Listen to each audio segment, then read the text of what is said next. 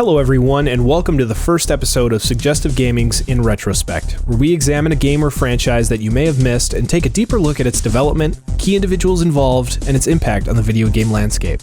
Today, we're going to take a look at the 1997 PC game Blade Runner, but to do that, we have to take a step or two back. In 1968, science fiction writer Philip K. Dick released his novel Do Androids Dream of Electric Sleep, a post-apocalyptic story of a bounty hunter named Rick Deckard who is tasked with eliminating or retiring a group of escaped androids called Nexus 6 models. The novel later made its way around Hollywood, catching the interest of directors such as Martin Scorsese before an adaptation written by Hampton Fancer came across producer Michael Dealey, who then took it to Alien director Ridley Scott. Scott was reluctant to take the project, as he just fell out of a very lengthy and daunting process of adapting another novel, Dune, which was scrapped and later picked up by director David Lynch. Scott eventually agreed, wanting to work on something to take his mind off of mourning the unfortunate passing of his older brother. Scott brought his own changes to the script, including changing the title to Blade Runner, borrowing it from an unrelated film adaptation of an Alan E. Nourse novel. The title was chosen simply because the production team liked the way it sounded, and Scott incorporated it into the film by calling the main character Deckard's group of android hunters Blade Runners.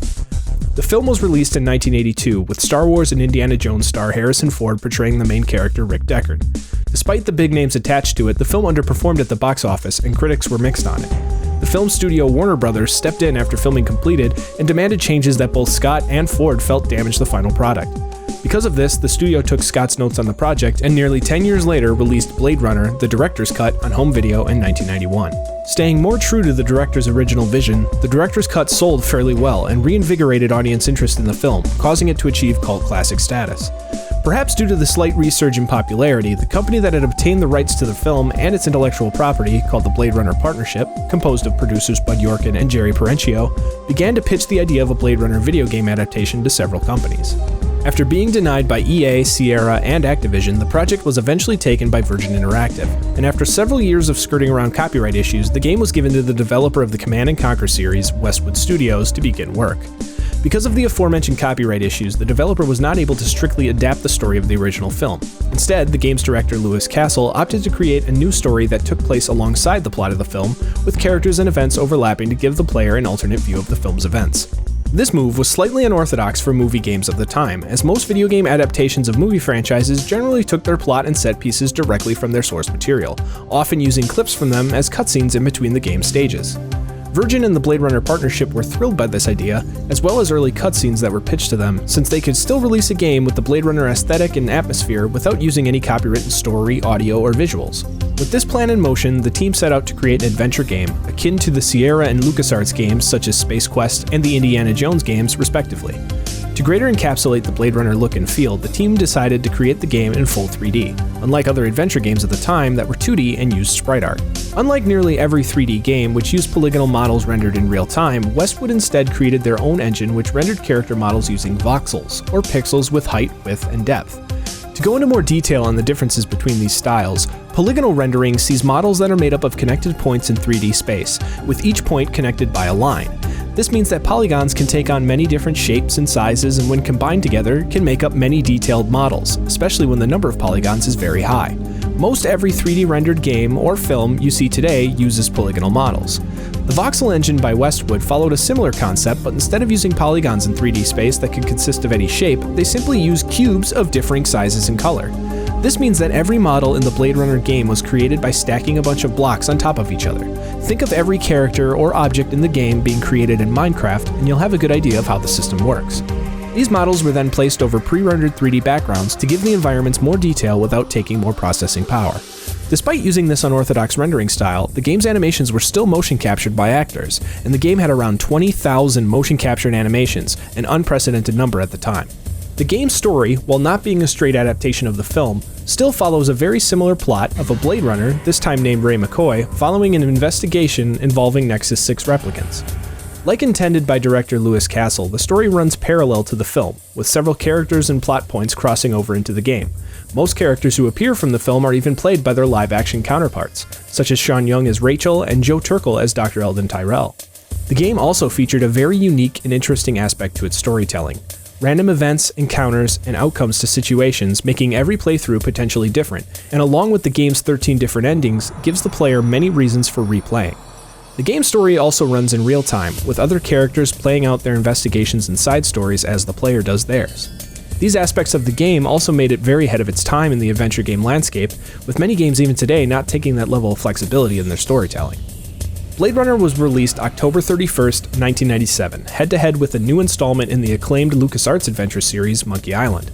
Despite the competition of The Curse of Monkey Island, Blade Runner was very successful, selling over 1 million copies. It was also well received by gaming critics, being nominated for several Best Adventure Game awards and winning the Interactive Achievement Award for Computer Adventure Game of the Year. Despite selling well, Westwood saw little profits from the game, due to its high development cost. The game was also expensive to produce, since its size caused it to span across 4 discs.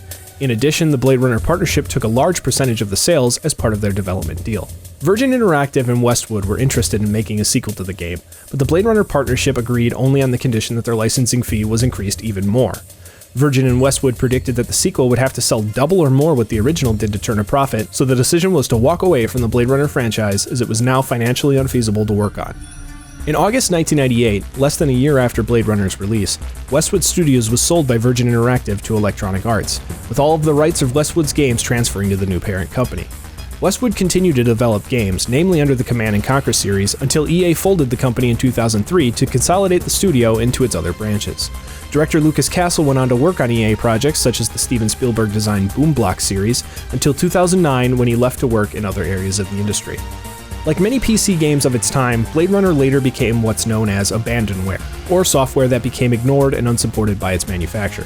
While EA owns the rights to the game, it has not seen a digital release on any platform, presumably due to licensing issues. As such, playing the game today requires you to have the original discs, either by purchasing them or by more nefarious means.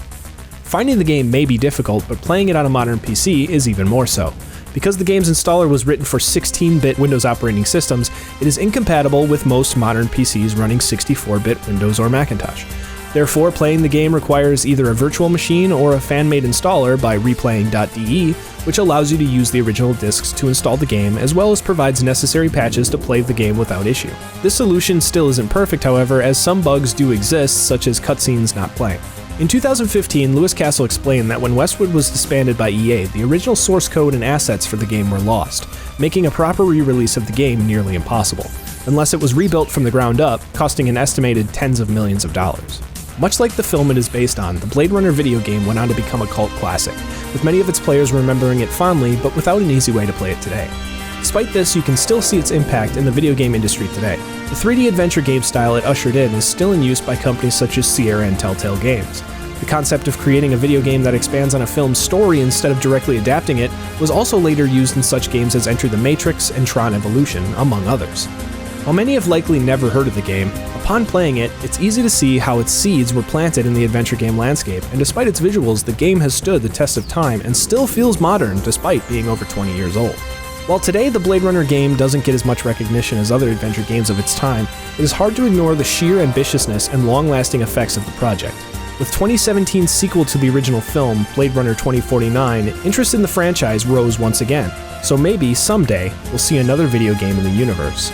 As late as 2009, the Blade Runner partnership was shopping around a new game to companies such as Borderlands creator Gearbox, so the idea isn't out of the question. Still though, as software preservation becomes harder and harder with growing technology, this game is not one that will soon be forgotten, or should I say, retired. Thanks for watching the first episode of Suggestive Gaming's In Retrospect. We hope you learned something, and if you liked the video, please click the like button below and go ahead and leave a comment suggesting a game you'd like us to cover on the show. Also, make sure you click that subscribe button to see more of these videos as well as our other series. See you next time.